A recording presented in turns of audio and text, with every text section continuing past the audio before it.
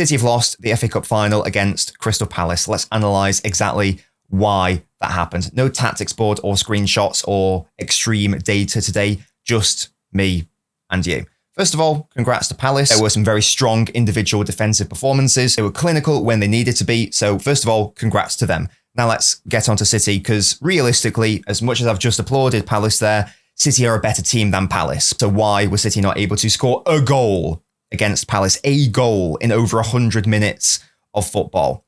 Let's begin with the lineups and the bench. Lineup is odd when you consider that Pep has again changed something that was working for a big cup final. O'Reilly came back into the side, but still no Nunes. Savio and Doku both starting. Haaland, Marmoush and De Bruyne all starting for the first time this season in a cup final. Echeverri making the bench for the first time in his City career. No room for Rico Lewis or McAtee.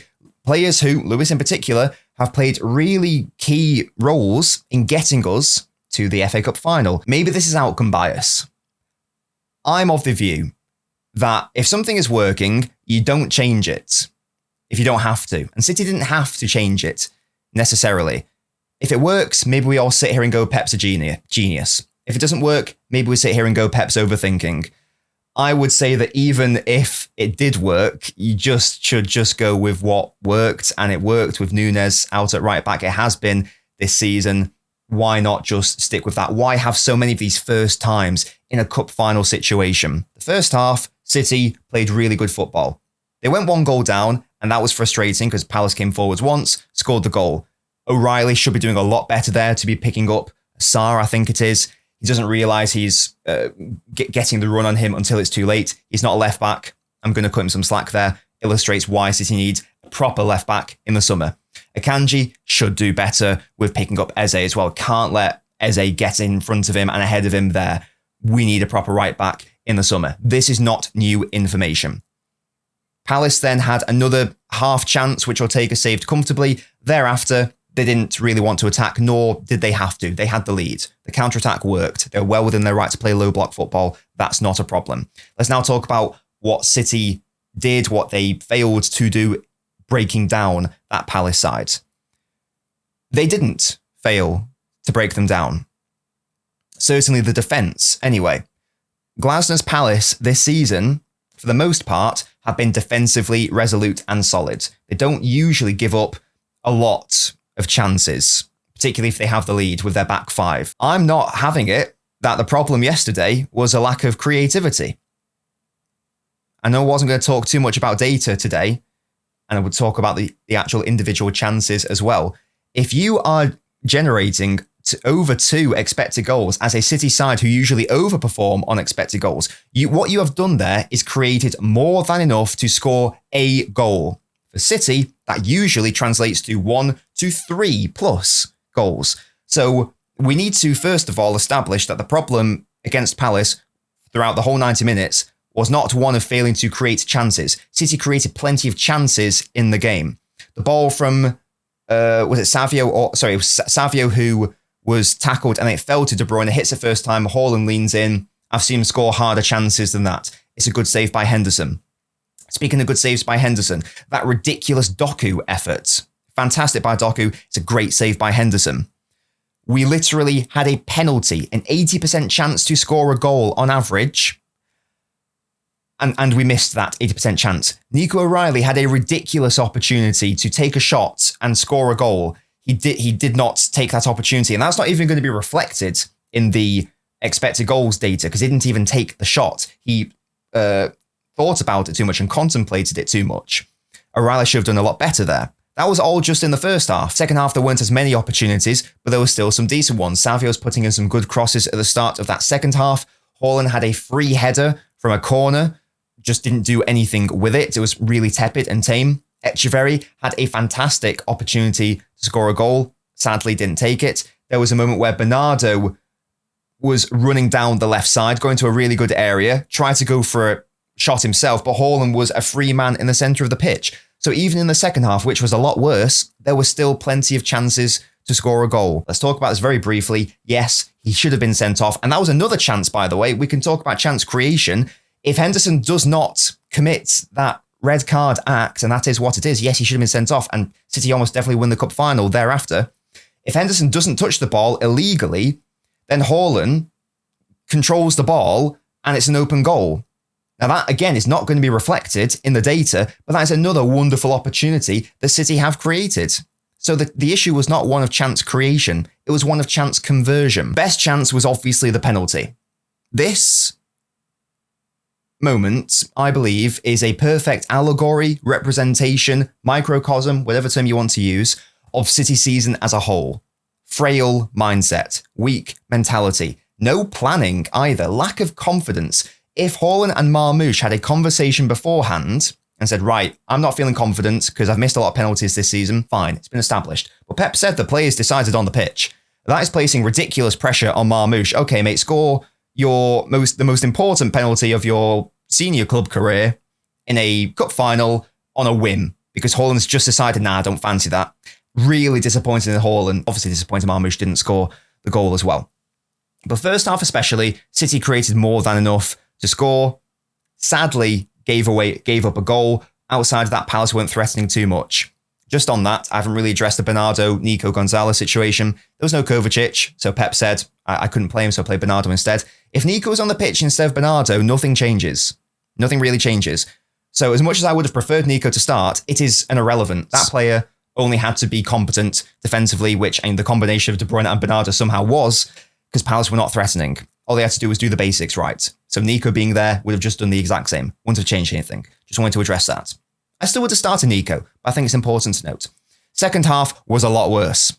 I will say that much. Less chances were created. Still enough to score a goal, so it wasn't going well. The players, in my view, had let Pep down at that point, even though I'm not forgiving Pep for changing a winning side, by the way. I'm going to have a proper go at Pep in a moment here. So what do you do? At that stage, everyone in my live chat was basically saying you need to take off Marmoush for Foden and you need to bring on Nunes for Akanji.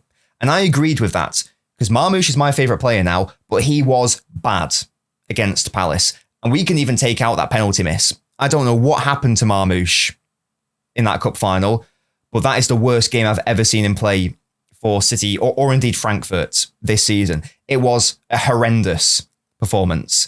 It's not even like he was being played in a really obscure position or whatever. He was just bad in the game, really ineffective, didn't do anything. So it made sense to bring on Foden for Marmoush and or actually keep Marmoush on the pitch if you want to. If you want to take off Savio, that's fine. But then just make sure you bring on Nunes, obviously, for Akanji. Because if you take off Savio, all of a sudden City now have zero threats on that right wing. So obviously you got to bring on Nunes. That's basic. That makes sense. So Echeverri and Foden came on and there was no Nunes. And that, I think, was Pep's biggest mistake from the match. This isn't me saying this in a unique way. This has been said by other City fans. That Echeverri sub, that was desperation. That was, I do not know what to do. And I'm panicking. I'm going to give this 19-year-old their first few minutes for this club in a cup final when the game is going. It's last chance saloon. I have no plan. I have no backup. Just seemed a very arbitrary sub to me. Didn't seem calculated, planned. As I say, seemed desperate. Foden coming on made sense. It's fine. If you want to change something, again, Marmoush did not play well. Bring on Foden instead, fine. Foden is not going to do dick all at right wing on the touchline with Akanji as his overlapping right back. So no shit that the right side got exponentially worse when that sub happened. You don't need to understand anything about football or analysis to understand that if you take off a right winger and you don't have a proper right back on the pitch, you're not going to have a right side. So we got worse when the subs came on. We just abandoned the right by definition. So now we're basically totally reliant on Echeverri to save the game because you've abandoned the right. Nothing we can do there. The left side hasn't changed. The only thing that has changed, so I guess, therefore, from a net positive, is Echeverri on for Marmoush. And Echeverri did play better than Marmoush, in fairness, when he came on. Maybe I'm being harsh, because Echeverri should have scored a goal. De Bruyne passed it to Foden. Foden passed it to De Bruyne. De Bruyne played it to Echeverri. He created some space. He hits it straight to the goalkeeper. That's a shame. He should do better with the shot. Maybe he could score the goal. But it's not fair that I'm banking on a 19-year-old debutant. Is that the right word? I don't even know. A player making his debut. It's not right that I'm now going, right, well, he should have scored. That's so unfair. That's such an unfair expectation to place on Echeverri. So I'm not going to have a go at Echeverri for missing that shot, which I think he should have done better with. Because Pep's thrown him into an impossible situation. Bad decisions thereafter from our players. Again, speaking of desperation, Foden, horrendous cross. 2 minutes later, City get the ball. You think, okay, we're back. De Bruyne, horrendous cross. I get it, you got to take risks at this stage. But you got to be smart with your risks as well. Doku, just a nothing shot from outside the box, always going to go wide in like the 95th minute or 97th minute, something insane. Just a really bad display in that second half. And that's such a shame because had we played the second half like the first throughout, I think City could have, or certainly should have, scored a goal. And yet they didn't. They did create a lot less in that second half. There were still some good moments to score, which I have outlined and touched on. And I still maintain that City did enough in that second half to score a goal. Of course, chance creation generally needs to improve. We've seen that across the season. But the reason why we lost that cup final, the reason why we did not score a goal, was not because we failed to create the chances. It is simply because we were not good enough in front of goal. And when we got into those good positions, when Echeverri, O'Reilly, Doku, Haaland, etc., got into those positions, Henderson was in the way. What I also want to say just on the goal scoring, Kovacic was injured. That's upsetting. For more reasons than one. One of the reasons, though, is that out of nowhere, Kova has been a serious goal threat from outside the box this season. Rodri was that guy, obviously not available. So we don't have Rodri on the pitch, obviously. We don't have Kova on the pitch. So before the subs, who were our threats from outside the box? Because sometimes you just need a thunderbolt from outside the box to either get the goal directly or to test the keeper to then spill it to someone else or to get a fortunate deflection. Something like that is paramount and it's something that is needed. You know, we saw that's how PSG got a lot of joy against Arsenal, going off on a tangent here, but sometimes you just need that ability to score a goal from outside the box or a player who's willing to shoot from outside the box. Now, Marmoush is one of those players. So when he was on the pitch, I guess that's the thing. Savio is also one of those players. Whatever we may think of his finishing, he is also one of those players. Haaland isn't because he's not going to shoot or score from outside the box realistically. De Bruyne is technically one of those players as well, more so from like free kicks nowadays, but still a little bit from open play. So who were those players when the subs happened? So the play is clearly to get Foden into areas where he can be a threat from outside the box. And even though he's not been good at scoring goals from outside the box this season, don't think he's got one, but he has got quite a few on target. And there have been a couple moments this season where he's taken the shot, goalkeeper spilled it, another player comes in, scores. It causes a threat, it asks the defence a question. Even just the threat of it drags them out, might create space for other players. This is why the whole right wing situation was just a nonsense. He's not going to be able to shoot and take shots if that is the case. Echeverri is not going to do that from outside the box either, especially when he's positioned so high up the pitch. So then what Pep did was he created a side where the only true outside the box goal scoring threat was Kevin De Bruyne, who has not scored an open play goal this season outside of the freebie against Ipswich, where it was an open net. So the last time he scored an open play goal from outside the box was against Newcastle when he came back. So that's what we were relying on as our outside of the box threat.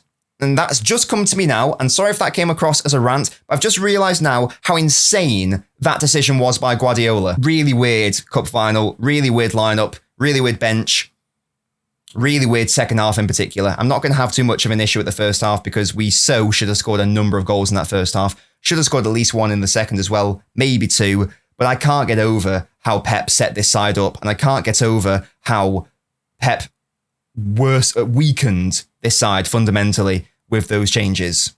Bizarre. Absolutely bizarre, and I just don't know what he was playing at. I'm annoyed. If you have any questions that you want featured on the next Ask Nobbins, pop them in the replies to this video, please. And I might use some of these in that video. Ask Nobbins installment number 3. It might be an FA Cup special where I answer your guys' questions. Let me know if you like this format without the tactics board. I can't always use the tactics board. Sometimes I don't have time to go in depth and rewatch the game, multiple times and get all the data and get all the screenshots. Sometimes if I'm busy, it's a Sunday, I want to go enjoy the day with my fiance. Sometimes it's just got to be a sit down one where it's like this. Please let me know if this is shit or if it is acceptable, and sometimes we can do these as well. Thank you guys so much for watching. Congrats to Palace. We were not good enough in front of goal, clearly. I don't think Pep was good enough either with those subs. And we need 4 points from our last 2 games to get top 5 football. And if we do not get 4 points from those games, then we don't deserve to be in the Champions League next season. And we can't even complain about it. We just don't. It's not about the Southampton result, because we beat Villa, which we didn't expect to win. We beat Everton away, which we didn't expect to happen. If we can't get 4 points from these last 2 games, then we just simply do not deserve Champions League football. Thank you guys so much for watching again. Shout out to all my beautiful members who are on the screen right now. Thank you for supporting me, guys, as always. It's not been a good season. It's not been a good year. Hopefully, my content has been somewhat enjoyable, hopefully. Thank you, guys. Enjoy your Sunday.